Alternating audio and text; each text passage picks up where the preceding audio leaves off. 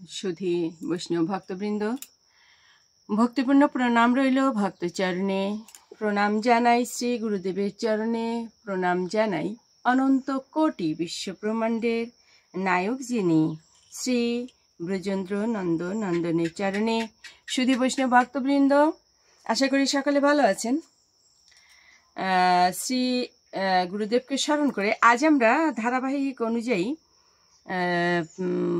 শ্রীমদ্ ভগবদ গীতা ২য় অধ্যায়ের ৪২ নং শ্লোকটি শ্রবণ করব। আসুন আমরা ব্রতী হই। অজ্ঞানতিমিরান্ধস্য জ্ঞানাঞ্জনশলাকয়া চক্ষুরুন্মিলিতাং যেন তস্मै শ্রী গুরুবে নমঃ।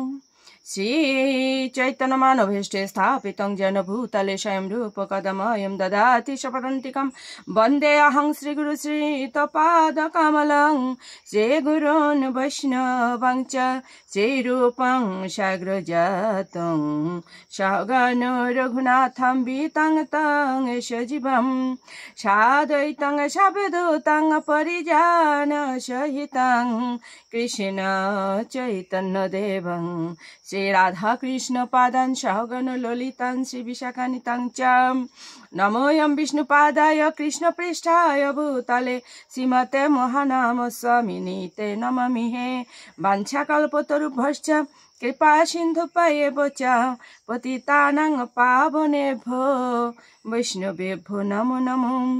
গুরু কৃপা হি কেবলম, গুরু কৃপা হি কেবলম, গুরু কৃপা হি কেবলম। ওম শ্রী পরমাত্মনে নমঃ। ওম শ্রীমদ্ ভগবতে শ্রীগীতায় নমঃ। নারায়ণং নমস্কৃত্য নরং চৈব নরোত্তমঃ দেবীং সরস্বতীং ব্যাসং ততো জয়মুদীরয়েৎ। মূকং করোতি বাচালং পঙ্গুং লঙ্ঘয়েৎ গিরিম यत्कृपातमहं वन्दे परमानन्दमाधवम्।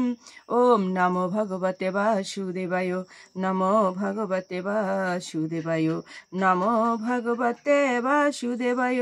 श्रीमद् भगवते श्रीगीताय नमः। শ্রীমদ্ ভগবদ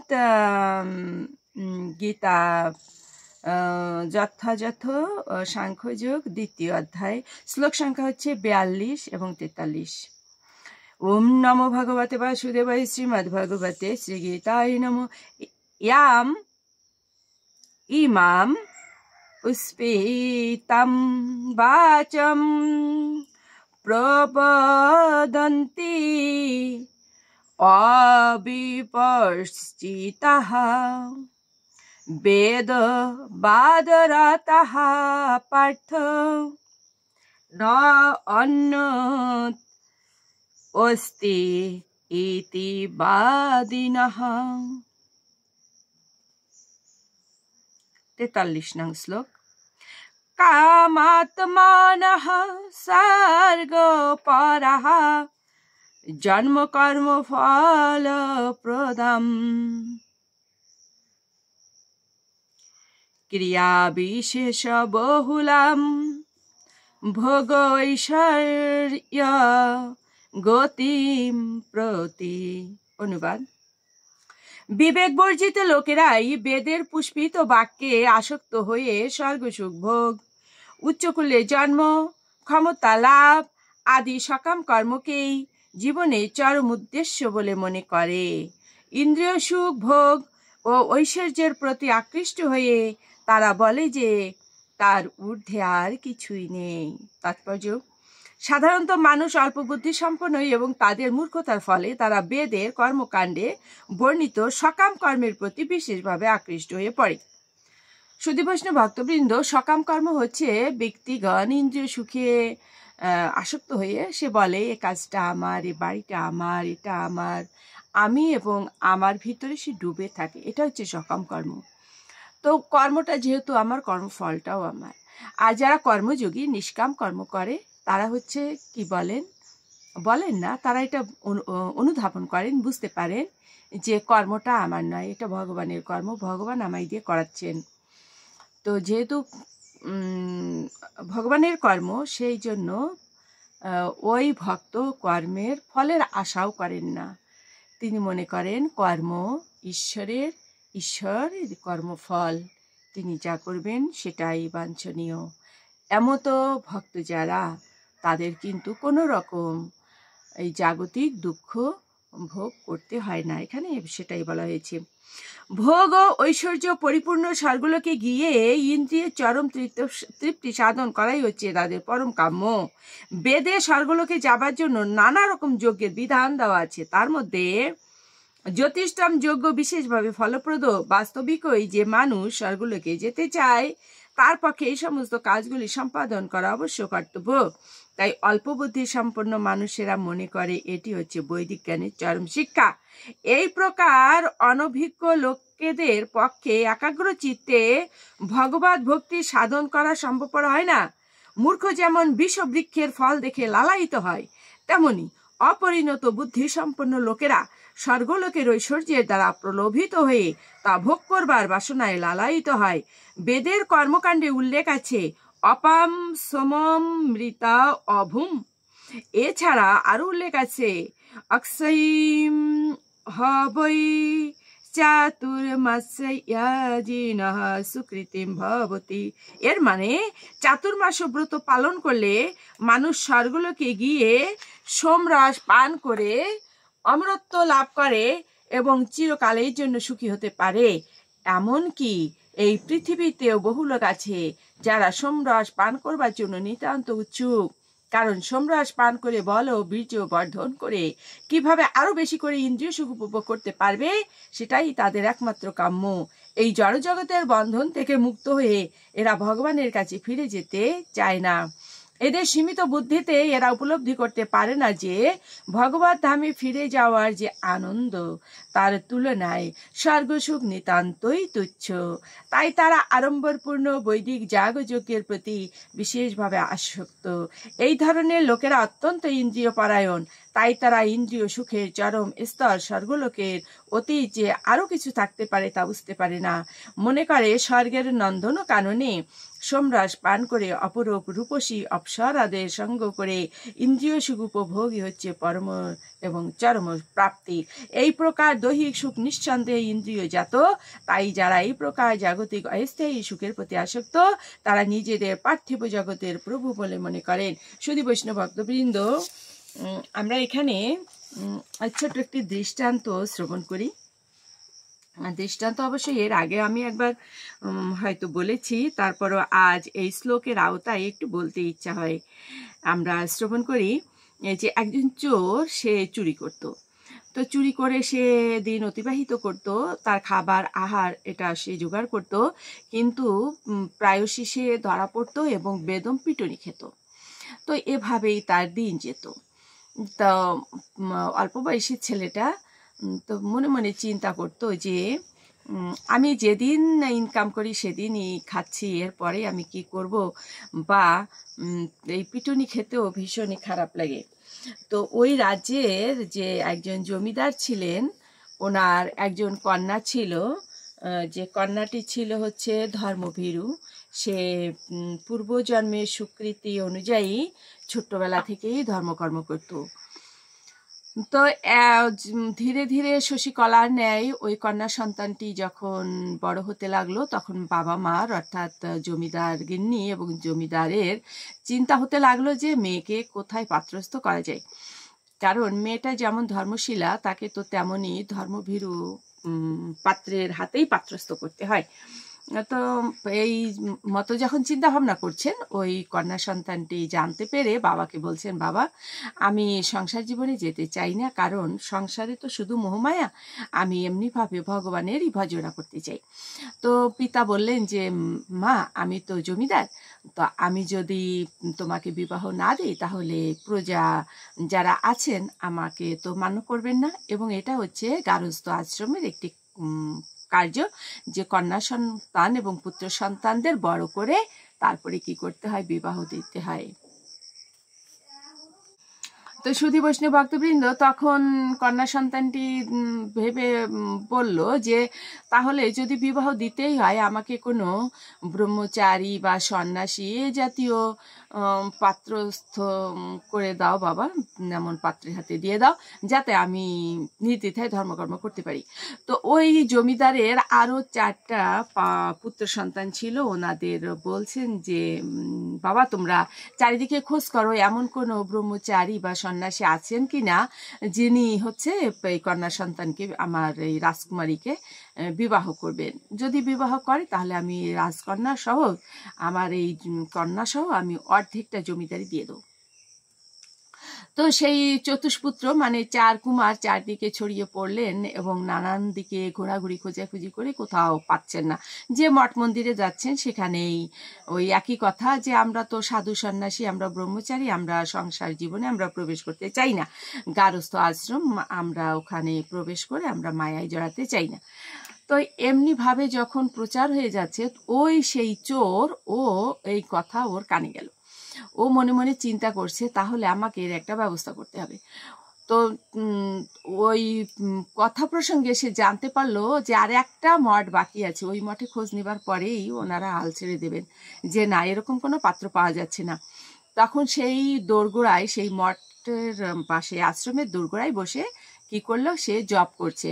ইতিমধ্যে সে এক সাধুজনের কাছ থেকে তার মানে জপমালা, তুলসীর কণ্ঠী ইত্যাদি ধারণ করে মানে নিয়ে এসে ধারণ করে মোটামুটি সাধু বেশ ধারণ করে বসে জপ করছে, অভিনয় আর কি।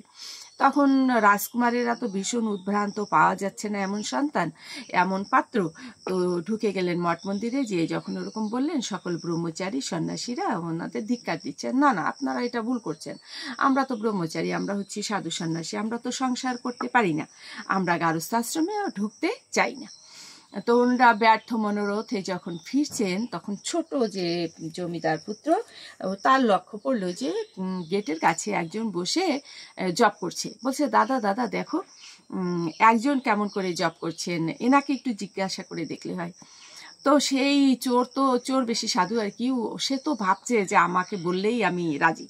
তো বলছেন যে এরকম আমাদের এক বোন আছে, আমরা তাকে তো পাত্রস্থ করতে চাই, সাধু সন্ন্যাসী ব্রহ্মচারী এই জাতীয় পাত্র না হলে তো বোন রাজি হচ্ছে না, আপনি কি রাজি? রাজি তো চোর অবশ্যই, কিন্তু এমন ভাব দিচ্ছে যে সে নিম রাজি, একবার হ্যাঁ না এমন করছে। তখন ওনারা দেখলো যে না এনাকে চেপে ধরলে তো ইনি রাজি হয়ে যাবে, চেপে ধরলে তো সে যাই হোক বলছে আপনারা যখন এত করে বলছেন আচ্ছা ঠিক আছে। তো সেই রথে করে নিয়ে ধুমধুমি বাজিয়ে নিয়ে চলছেন, একেবারে আকাশ বাতাস কাঁপিয়ে বাজনা হচ্ছে, হ্যাঁ পাত্র পাওয়া গিয়েছে।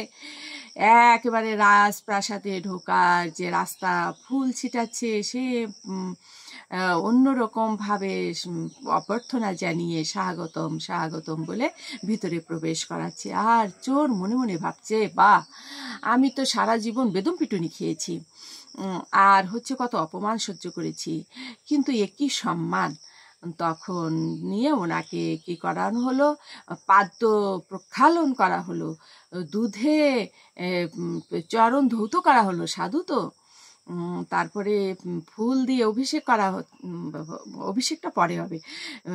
ওনাকে আসনে বসানো হলো, আসনে কি সোনার আসনে বসিয়ে রূপোর আসন দিল পা রাখার জন্য।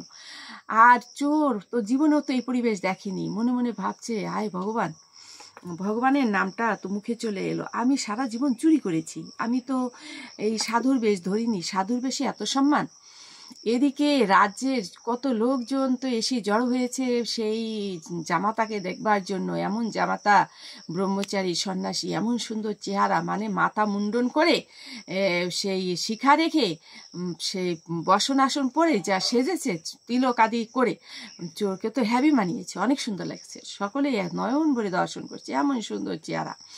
আর একজন এসে বলছে সাধু বাবা আমার মেয়ের মাথায় হাত দিয়ে একটু আশীর্বাদ করুন যেন ও সফল হতে পারে। একজন এসে বলছে আমার ছেলের মাথায় হাত দিয়ে বলুন সে যেন জীবনে সফল হতে পারে। একজন এসে বলছে আমার মাথায় হাত দিয়ে একটু আশীষ দিন যেন আমি কি মামলা থেকে ভালো রায় পাই। একজন এসে বলছে আমার মেয়ের যেন ভালো বিবাহ হয়, ভালো জামাতা আসে। মানে যার রাজ্যের যত যার কামনা বাসনা সব এসে সাধুর চরণে লুটিয়ে পড়ে এই কামনা।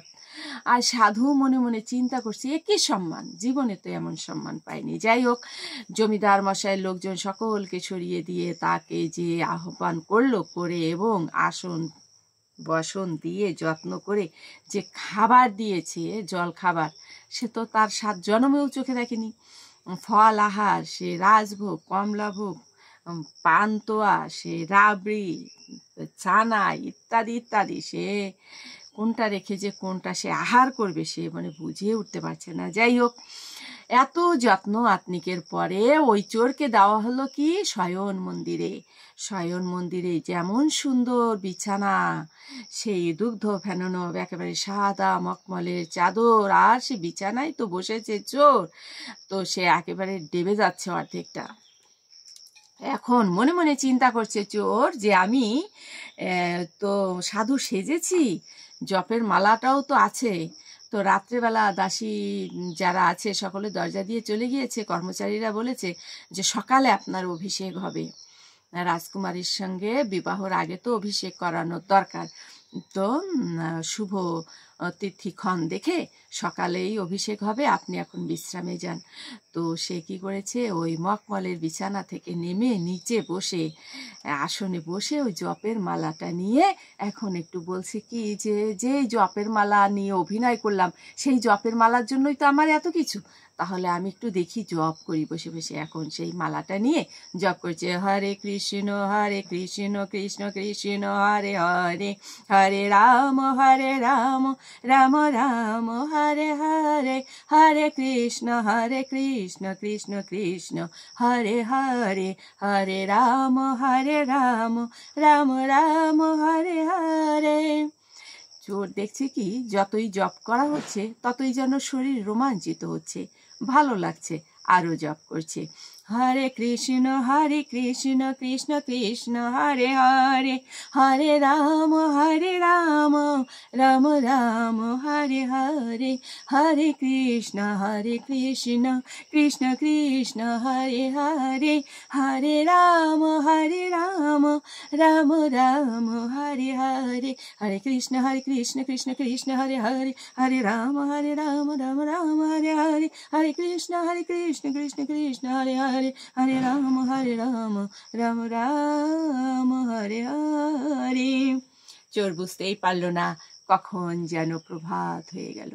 চোরের ভিতরে এক দিব্য উন্মাদনা শুরু হয়েছে, মনে মনে চিন্তা করছে নামে এত সুখ, বলছে এই আসন এই বসন আমাকে এত সুখের সন্ধান দিল, এত সুখ, আচ্ছা আরো রাজ্য দেবে, আরো রাজকন্যা দেবে, এত সুখ, ওই সাধুরা কেন স্বীকার হলো না রাজকন্যাকে বিবাহ করতে? কেন এই রাজকুমারেরা এত জায়গায় যে খোঁজ করছে, কোনো একজন ব্রহ্মচারী কোনো একজন সাধু সন্ন্যাসী রাজি হচ্ছে না? এর কারণটা কি? এর কারণ কি এই নামের সুখ? আমি যে রাত্রটা পার করে দিলাম, শরীরে কি সুখ অনুভব করলাম, কি অনুভূতি অনুভব করলাম, কই আমি তো কখনো এমন অনুভূতি পাইনি। সঙ্গে সঙ্গে মনে হলো আমার ওই সাধুর কাছে যেতে হবে যে সাধুর বসন আমি চুরি করে এনেছি। সকাল হলো, দরজা খুলে যখন রাজকর্মচারীরা দাসীরা বলছে আসুন রাজ জামাতা হবেন, আপনার অভিষেক হবে। বলছি কিসের অভিষেক? বলছে কেন, রাজকন্যার আপনার বিবাহ হবে, বিবাহের আগে তো অভিষেক হয়। বলছে আমি কি অভিষেক করতে পারি? আমি তো সাধু, আমি তো নাম করি, আমার পক্ষে বিবাহ করা সম্ভব নয়। জপের থলিয়াটা অমনি গলায় ঝুলিয়ে ভগবানের নাম স্মরণ করতে করতে বেরিয়ে পড়ল এবং সেই সাধুর দরজায় এসে উপনীত হলো। সাধুর চরণে পড়ল, গুরুজি আপনার কাছে আমার প্রশ্ন, আপনি অনুগ্রহ করে আমার প্রশ্নের উত্তরটা দিন। সাধুজি বলছেন, গুরুদেব বলছেন বলো তোমার কি প্রশ্ন। বলছেন আপনারা কেন রাজকন্যা এবং অর্ধেক রাজত্ব অস্বীকার করলেন, কেন আপনারা বিবাহ করতে রাজি হলেন না? আমি সেখানে গিয়েছিলাম, এত সুখ এত ঐশ্বর্য আমার মনে হয় স্বর্গেও নাই। তো আপনারা সেই ঐশ্বর্য কেন ত্যাগ করছেন? কেন আপনারা মস্তক মুন্ডন করে এই যে শুষ্ক খাবার, বসনাসন মলিন, শুভ্র, সাধারণ পোশাক, সাধারণ খাবার, এই রসালো খাবার আপনারা ত্যাগ করে এই যে কোনো বিছানা নাই, কোনো আরামদায়ক বিছানায় আপনারা শয়ন করেন না, এই যে কষ্টকর জীবনযাপন আপনারা কেন করেন? এটাই হচ্ছে আমার প্রশ্ন। সাধুজি বুঝিয়ে দিলেন যে তুমি যে সুখ ঐশ্বর্য দেখে এসেছ রাজবাড়িতে, জমিদার বাড়িতে, অমন সুখ ঐশ্বর্য কোটি কোটি গুণ বেশি সুখ ঐশ্বর্য আছে আমার ভগবান শ্রী রাধা মাধব যেখানে অবস্থান করেন গোলক ধামে। এর থেকেও অনেক সুখ। সেই গোলক ধাম কোনো দিনও ধ্বংস হবে না। কিন্তু এই যে জগতের যে সুখ শান্তি তুমি দেখছো, এটাও অস্থায়ী। এখন আছে, একটু পরেই দেখবে যে নাই। শ্রীমদ্ ভগবদ গীতায় ভগবান বলেছেন, অষ্টম অধ্যায় ব্রহ্মযোগে, ব্রহ্ম ভুবনাতে লোকাহা, বলছেন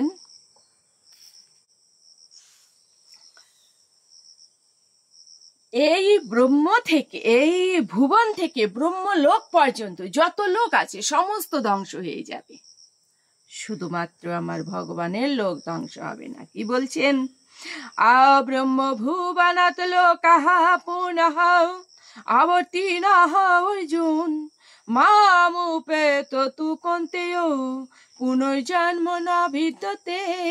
হে অর্জুন, এই ভুবন থেকে ব্রহ্মলোক পর্যন্ত সমস্ত লোকই পুনরাবর্তনশীল, অর্থাৎ ধ্বংস হয়ে যাবে। কিন্তু হে কুন্তীয়, আমাকে প্রাপ্ত হলে তার আর পুনর্জন্ম হয় না। আমার লোক লাভ করলে তাকে আর ওই মর্ত্যধামে জন্মগ্রহণ করতে হয় না।